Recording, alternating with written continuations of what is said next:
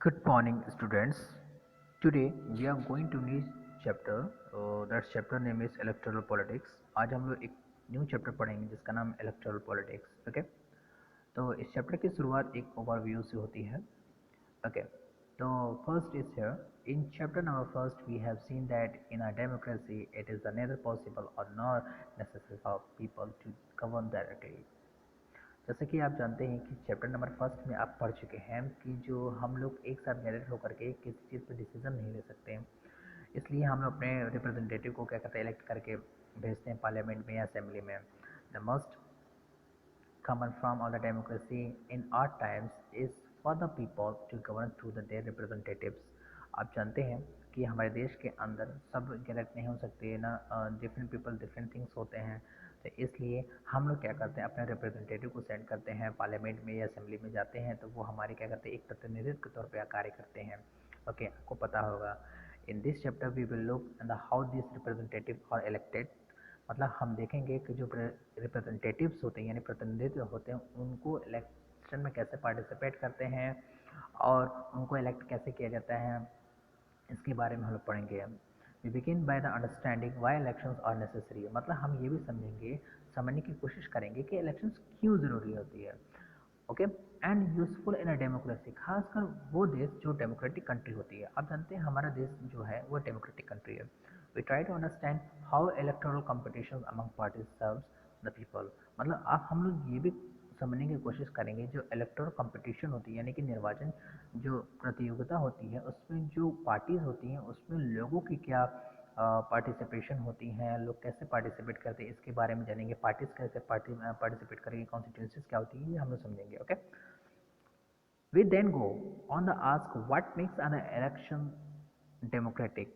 अब हम समझेंगे कि हम जो डेमोक्रेटिक कंट्री होती है उसमें इलेक्शंस कैसे होती हैं, हम कैसे पूछ सकते हैं, कैसे कह सकते हैं हाँ डेमोक्रेटिक कंट्री जो होती है वहाँ पे इलेक्शन बहुत अच्छे तरीके से होती हैं, फ्री एंड फेयर इलेक्शन होते हैं. और इसके साथ हम लोग ये भी जानेंगे कि differentiate between the democratic elections क्या होती है, नॉन डेमोक्रेटिक इलेक्शंस क्या होती है, इसके बारे में हम लोग पढ़ेंगे. ओके, और हम ये लोग जानने की कोशिश करेंगे जो इलेक्शन कमीशन ऑफ इंडिया होती है वो फ्री एंड फेयर इलेक्शंस कैसे कराती है, इसके बारे में हम लोग पढ़ेंगे. ओके, इस चैप्टर की जो शुरुआत होती है वो एक स्टोरी से होती है. असेंबली इलेक्शन इन हरियाणा यानी हरियाणा से होती है. तो यहाँ पर 3.1 जैसे लिखा है कि वाई इलेक्शंस, इलेक्शंस क्यों. ओके, तो यहाँ पर एक पेपर कटिंग है जो कि सिंस 1987 की है. ओके, तो this newspaper report is about the state assembly in Haryana in 1987. मतलब जो स्टोरी है ये 1987 की है.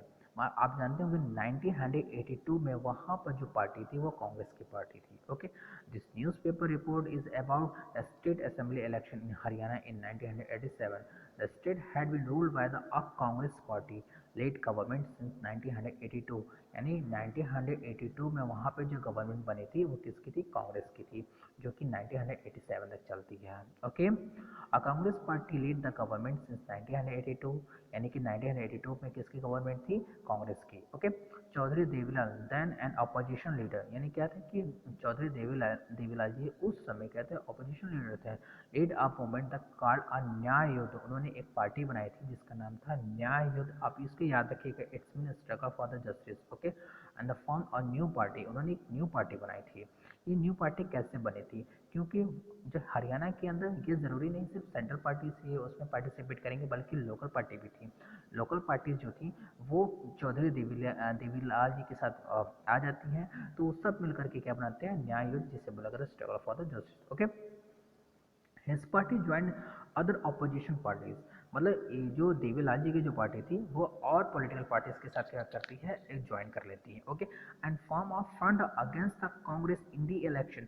मतलब कांग्रेस एक तरफ हो जाती है इलेक्शन में और जो ज्वाइंट पार्टी थी वो एक तरफ हो जाती है. Okay, in the election campaign. अब इलेक्शन होने वाला होता है, अब उसमें देखिए क्या होता है. In the election campaign Devilal said, Devilal ji बोलते हैं that if his party won the election, अगर उनकी सरकार जीतती है या उनकी उनकी पार्टी बनती है या उनकी सरकार बनती है, his government would web the loans of farmers and small businessman. वो बोलते हैं कि अगर हमारी सरकार बनती है तो सबसे पहले हम लोग का काम ये होगा, जो छोटे किसान हैं, जो छोटे व्यापारी हैं, उन जो उन्होंने लोन लिया था सब लोगों को क्या कर दिया जाएगा, माफ़ कर दिया जाएगा। ही promise that his would be the first action of his government। अगर उनकी सरकार बनती है तो ये उनका पहला एक्शन होगा। Okay, the people were unhappy with the existing the government. मतलब जो जो हरियाणा के जो लोग थे वो जो कांग्रेस पार्टी से काफ़ी नाखुश थे, वो खुश नहीं थे। किससे? कांग्रेस से। They were also the attracted by the Devilal promise. मतलब देवीलाल जी ने प्रॉमिस जो किया था कि ठीक है भाई, अगर हमारी सरकार बनती है तो हम जो छोटे किसान हैं या छोटे व्यापारी, उनको जो जो उन्होंने लोन लिया था उसको हम क्या कर देंगे, माफ़ कर देंगे। वो बोलते हैं ही प्रॉमिस दैट कि अगर हमारी सरकार बनती है, this would be the first action of his government. अगर हमारी सरकार बनती है तो सबसे पहले इसको माफ़ कर दिया जाएगा। तो जो लोग थे कांग्रेस से एकदम खुश नहीं थे, तो जो देवीलाल जी ने जो उन्होंने से प्रॉमिस किया था लोग उससे अट्रैक्ट होने लगे। Okay, so Devilal promise. So when the elections are held in Haryana, Haryana में जब इलेक्शंस होते हैं तो देवीलाल थी और उनकी जो पॉलिटिकल पार्टीज जो उनकी जो ज्वाइन हो चुकी थी, तो एक साथ लोग पार्टिसिपेट करते हैं। तो Lokdal and its partners won 76 out of 90 seats. मतलब 90 सीट्स में से 76 सीट जो होती हैं वो लोकदल और उसके पार्टनर्स जीतते हैं। Okay, in the state assembly in Haryana, Haryana की बात हो रही है। लोकदल अलाउंड 160 सीट्स। मतलब लोकदल अकेला केवल कितना है, 60 सीट जीता था। एंड दस had the clear majority in the assembly. मतलब लोकदल अपने बल पर अकेले सत्ता को प्राप्त कर लाता है क्योंकि उसने 90 में से 60 सीट को अचीव किया था। अंडरस्टूड? अगर उसके दोनों पार्टी को ज्वाइन कर दिया जाए, लोकदल और जो उसके पार्टनर्स थे, तो कितने 90 में से कितने जीते थे, 76। ओके, तो a clear majority in the assembly, the Congress could win only the 5 seat. Congress केवल कितनी सीट जीती, केवल 5 सीट भी संतोषों को सेटिस्फैक्ट्री करना पड़ता है। Okay, once the election result were held announce the sitting chief minister resigned. अब क्या होता है कि अब आपको पता होगा कांग्रेस के मुख्यमंत्री वहाँ पे बैठे थे, तो मुख्यमंत्री जी को अब क्या करना पड़ेगा, यानी चीफ मिनिस्टर को क्या पड़ेगा, रिजाइन देना पड़ेगा क्योंकि उनको मेजोरिटी ही नहीं थी, क्योंकि उन्होंने कांग्रेस ने सिर्फ 5 सीटें जीती थी। Okay, a new elected members of legislative assembly MLA of Lokdal. मतलब अब न्यू इलेक्शंस हो चुके थे। न्यू इलेक्शंस में सबसे ज़्यादा जो मेजोरिटी जो थी किसके पास थी, लोकदल के पास। लोकदल के पास कितनी सीटें थी, ओनली 60। और कांग्रेस के पास कितनी थी, ओनली 5। ओके, तो मेजोरिटी में कौन है, मेजोरिटी में तो वही है ना, लोकदल। ओके, तो देवीलाल जी क्या कहते हैं, ऑपोजिशन पार्टी में थे। अब जो ऑपोजिशन पार्टी के थे उनके पास 60 सीट थी, अब वो सरकार बना सकते थे। The governor invited Devilal to be the new chief minister. वहाँ के जो हरियाणा के जो गवर्नर थे उन्होंने देवीलाल को इनवाइट किया कि आप नया इस राज्य के मुख्यमंत्री होंगे। Okay, 3 days after the election, election के 3 दिन बाद रिजल्ट वेर डिक्लेयर्ड। अब डिक्लेयर हो जाता है, ही become a chief minister of Haryana. वो हरियाणा के क्या बनते हैं, मुख्यमंत्री बनते हैं।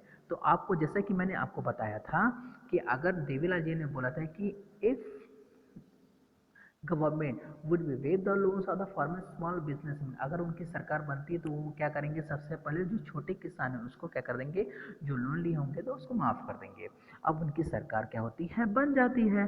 3 days after the election the result with declare he become a chief minister of Haryana.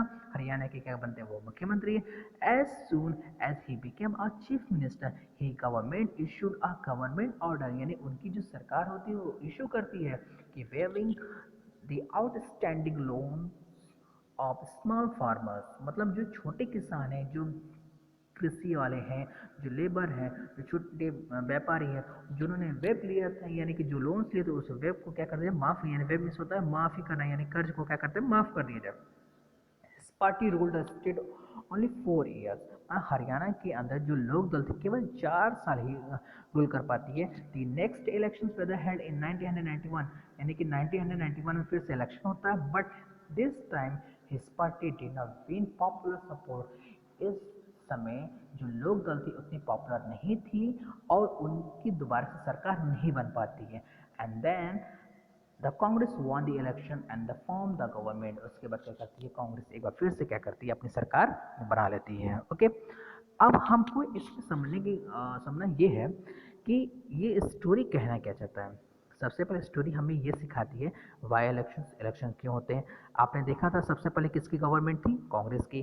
Congress के बाद कौन जीता, देवीलाल जी। देवीलाल जी फिर क्या होते हैं, हार जाते हैं, फिर से किसकी गवर्नमेंट आती है, कांग्रेस की। ओके, अब हम यहाँ पे समझेंगे why do we need are elections, elections क्यों जरूरी होती है। Okay, elections take place regularly in any democracy. There are more than 100 countries in the world which elections take place to choose people representatives. We also read that elections are held in many countries or they are not the democratic. Okay, तो जैसे कि मैंने आपको बताया why do we need elections, हमें elections की आवश्यकता क्यों होती है, अब इलेक्शंस क्यों होना चाहिए। अभी आपने देखा कि अगर इलेक्शंस नहीं होता तो कांग्रेस जो हरियाणा के अंदर था, अगर अगर इलेक्शन नहीं होता तो हमेशा वहाँ पर कांग्रेस की सरकार बनती। Okay, elections take place regular in the any democracy country, मतलब आप जानते हैं कि जो डेमोक्रेटिक कंट्री होती है वहाँ पर हमेशा इलेक्शंस होते ही हैं। Okay, there are more than 100 countries in the world, यानी कि 100 से ज़्यादा जो कंट्रीज होती हैं वो डेमोक्रेटिक होती हैं, वहाँ पे इलेक्शंस होते हैं। In which elections take place to the choose people representatives, क्या होता है, लोग अपनी इच्छा के अनुसार रिप्रेजेंटेटिव को इलेक्ट करते हैं और उसे पार्लियामेंट में सेंड करते हैं, या तो वो विधानसभा में जाते हैं, अगर मैं इंडिया की बात करूँ। ओके, तो we also read the elections और the head in many countries that are not democratic. अगर आप देखते हो कि बहुत सारे ऐसे देश हैं जहाँ पे इलेक्शंस नहीं होते हैं तो उसे हम डेमोक्रेटिक नहीं कह सकते। तो यहाँ पर क्वेश्चन है कि why do we need elections, हमें क्यों इलेक्शन की ज़रूरत होती है। तो एक हाइपोथेटिकल इमेजिन करें तो हम देखेंगे कि हम इलेक्शंस क्यों होती है। ओके, इलेक्शंस क्यों ज़रूरी होती है। First point, a rule of the people is possible without any election if all the people can sit together। जैसे कि मैंने फर्स्ट पॉइंट में मैंने आपको बताया था कि अगर सभी लोग एक साथ बैठने की कोशिश करें, तो आप जानते हैं कि इंडिया की जो पॉपुलेशन बहुत ही ज़्यादा है, तो एक साथ लोग बैठ नहीं सकते, तो हम लोग क्या कर सकते हैं, अपने रिप्रेजेंटेटिव को क्या करते हैं, सेंड करते हैं। अंडरस्टूड। तो यहाँ पर लिखा है कि a rule of the people is possible possible without any election if all the people can sit together every day। मतलब अब एक बात बताइए, करोड़ों लोग कैसे बैठ सकते हैं। ओके, तो डिफरेंट पीपल डिफरेंट थिंग्स, उनकी सोच क्या होती है, वो क्या होती है, अलग होती है। sit together and every day and take all the decisions, मतलब एक बात बताइए, वो सभी डिसीजन एक साथ कैसे ले सकते हैं, because different people different things, मतलब उनकी जो सोच होती है वो क्या होती है, अलग होती है। Okay, but as we have already seen in the chapter number first, this is not possible in the large community। आप जानते हो कि भारत देश के अंदर हिंदू, मुस्लिम, सिख, ईसाई सब होते हैं और डिफरेंट पीपल डिफरेंट थिंग्स, जैसे कि मैंने आपको बताया उनकी सोच क्या होती है, अलग होती है। तो एक साथ अगर करोड़ों लोग एक साथ बैठाया जाए तो हम डिसीजन नहीं ले पाएंगे। Understood. Not it the possible for everyone, मतलब किसी के लिए पॉसिबल हो ही नहीं सकता to have the time the knowledge and take this all the matters, मतलब हम लोग सभी मैटर्स पर डिसीजन नहीं ले सकते। Okay, therefore is most democracy is the people rule through their representative, और यही कारण है कि जो डेमोक्रेटिक कंट्री होते हैं वो अपने रिप्रेजेंटेटिव को क्या करते हैं, पार्लियामेंट या तो विधानसभा में सेंड करते हैं। Okay, and next is here is there are the democratic way of the selecting the representative without the elections। क्या ये भी हो सकता है कि बिना रिप्रेजेंटेटिव को हम इलेक्शंस को कर सकते हैं, अगर मान लीजिए कर भी सकते तो कैसे। Let us think the place where the representative are selected on the basis of age and experience.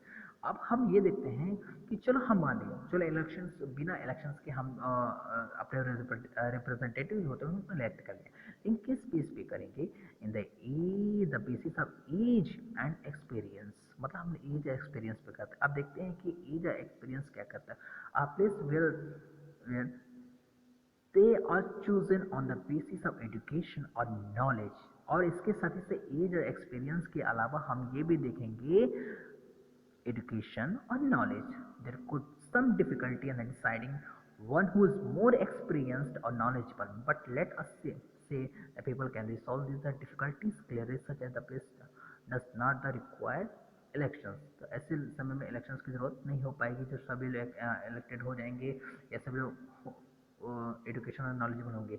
लेकिन हमें ये देखना है कि क्या सभी लोग इलेक्टेड होते हैं, नहीं हो पाते हैं, क्या सभी लोग शिक्षित होते हैं, नहीं होते हैं। But can we call this the place and democracy, क्या हम इसे डेमोक्रेसी कह सकते हैं? नहीं। एक बात बताइए कि जैसे मान लीजिए कि अगर नॉलेजेबल पर्सन हो, वो हर वर्क पे डिसीजन नहीं ले सकता, हर चीज़ पे डिसीजन नहीं ले सकता, एज के अकॉर्डिंग किसी पे डिसीजन नहीं ले सकता, तो हम ऐसे देश को डेमोक्रेसी कैसे कह सकते हैं? How do we find out if the people like their representative और not? Okay, how do we ensure that this representative rule as per the wishes of the people? How to be the, how to make the sure those people don't like or not remain their representatives? This requires the mechanism. Okay. तो यहाँ पर एक question होता है कि what do understand with an election, what is an election? अब एक बात बताइए, हम लोगों ने अभी पढ़ा कि अगर हम चलो ठीक है मान लेते हैं कि एज के अकॉर्डिंग मान लें या एक्सपीरियंस के अकॉर्डिंग मान लें, लेकिन सभी लोग डिफरेंट पीपल डिफरेंट थिंग्स के होते हैं, तो हम कैसे मान सकते हैं? तो ये बहुत गलत हो जाएगा। तो इसीलिए यहाँ क्या बनाया गया है? इलेक्शंस। ओके, तो मैकेनिज्म, तो अब हम पढ़ते हैं कि रिप्रेजेंटेटिव क्या होता है। The this requires other mechanism whereby people can choose their representative of regular intervals and change them if they wish to do so. This mechanism are called election। मतलब अगर जो लोग इलेक्शंस में पार्टिसिपेट करते हैं, आप जानते हैं हमारे देश के अंदर हर 5 साल पे होता है, ठीक है। मैं फिर से एक बार बोल रहा हूँ, तो this require the mechanism by the which people can choose their representative at the regular intervals that change them if they wish to do so.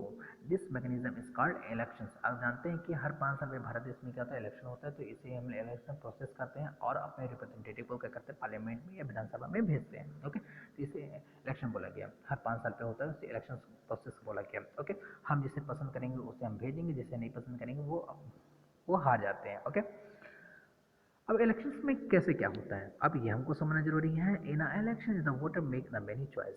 Okay, जो वोटर्स जो होते हैं उनके पास इलेक्शन जब होता है तो बहुत सारे चॉइस होते हैं। पहले क्या होता है, हम देखते हैं कि बहुत सारे लोग पार्टिसिपेट करते हैं, जैसे बीजेपी पार्टिसिपेट करेगी, बीएसपी पार्टिसिपेट करेगी, Congress and other political parties क्या आती है, कॉन्स्टिट्यूशन में पार्टिसिपेट करती है।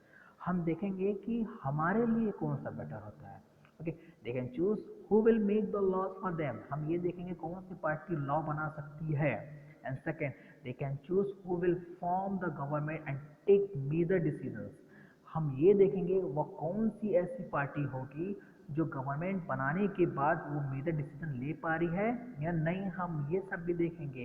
And then last is they can choose the party whose policies will guide the government and law making. हम ये देखेंगे जो पार्टी है जो गवर्नमेंट बनने के बाद पॉलिसीज को अपना रही है कि नहीं अपना रही है, वो कौन सी गवर्नमेंट होगी जो कानून का निर्माण कर सकेगी। ओके स्टूडेंट्स, ओके, तो स्टूडेंट्स आपने इस वीडियो में आज आपने समझा why do we need elections, हमें इलेक्शंस की ज़रूरत क्यों होती है और इलेक्शंस भारत में कितने साल पे होते हैं। अब हम लोग नेक्स्ट वीडियो में पढ़ेंगे what makes an election democrat. Okay dear students, okay, thank you.